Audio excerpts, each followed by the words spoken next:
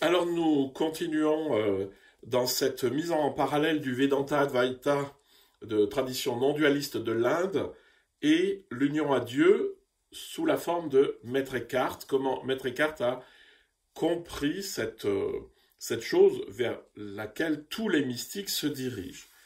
Alors, là, nous avons vu déjà que la réalité ultime, ce qu'on appelle Dieu ou Brahman, est pure conscience, contient tout, est à la source de tout. Ensuite, que le monde à l'intérieur est très relatif. Et ensuite, cette prise de conscience extraordinaire que mon âme individuelle est participation à la grande âme universelle. Et la question, c'est comment dépasser cette ignorance qui fait que je ne le sais pas. Alors, dans l'Advaita, on va dire, la libération, c'est la réalisation du soi, avec un S majuscule. Le but ultime de la vie est la libération, moksha, qui consiste à réaliser directement son identité avec Brahman. Cela met fin au cycle des renaissances. Petite remarque, la libération est la réalisation du soi, S majuscule. Avec ce genre de phrase, en général, on reste dans une espèce de dialecte qui fait très intelligent et ça ne nous mène pas tellement plus loin. Mais par contre, il faut bien comprendre, souvent on traduit réalisation comme « Ah oui, cet individu est réalisé, c'est-à-dire il est passé dans un état extraordinaire. » Non, réaliser, c'est prendre conscience de « Ah, j'ai réalisé que finalement, ceci ou cela. Hein. » Ben, c'est du même ordre, c'est « Ah oui, j'ai réalisé que. Hein. » Et donc la libération, c'est-à-dire être libéré des chaînes du mental, c'est-à-dire de l'enfermement dans le mental et dans l'ego, c'est simplement ah, la réalisation du soi. Alors le S majuscule, c'est bien gentil aussi. Évidemment, je sais très bien d'où ça vient et pourquoi on utilise cette formule, mais c'est-à-dire ce qu'il y a de plus moi en moi et qui est le plus profond, c'est un moi qui est un soi extrêmement immense, c'est-à-dire c'est Brahman. Hein. Mais de nouveau, on est dans une espèce d'habitude de vocabulaire qui peut être très vite enfermante.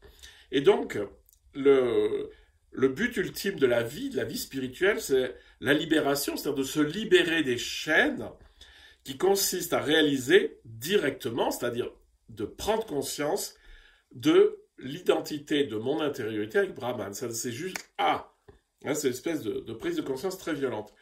Voilà. Cela met fin au cycle des renaissances. Alors là, il y a vraiment une différence avec le christianisme, c'est que dans le christianisme, il n'y aura pas de renaissance parce qu'il n'y a pas de réincarnation. Hein.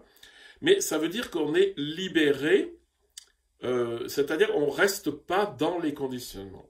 Que va dire Maître Eckhart dans le christianisme? Plus l'esprit est libre de lui-même, plus il agit conformément à Dieu et entre dans le royaume de Dieu. Alors le royaume de Dieu, c'est l'équivalent de la libération. Pour ça, il faut être libéré de soi-même.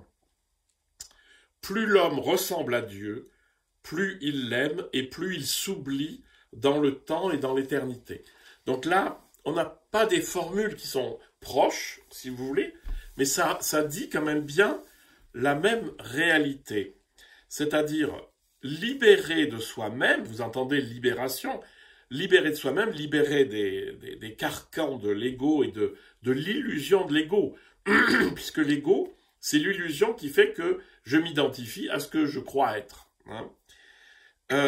Plus l'homme ressemble à Dieu, c'est-à-dire plus on se rapproche de cette réalité, plus on prend conscience, plus on réalise cette identité, et plus il l'aime, c'est-à-dire il laisse cette réalité aimer en lui, et plus il s'oublie, on est de nouveau dans l'idée de la désincarcération de l'ego, dans le temps et dans l'éternité, c'est-à-dire on sort de tout cadre et on arrive dans cette infinie, immuable qualité de la conscience.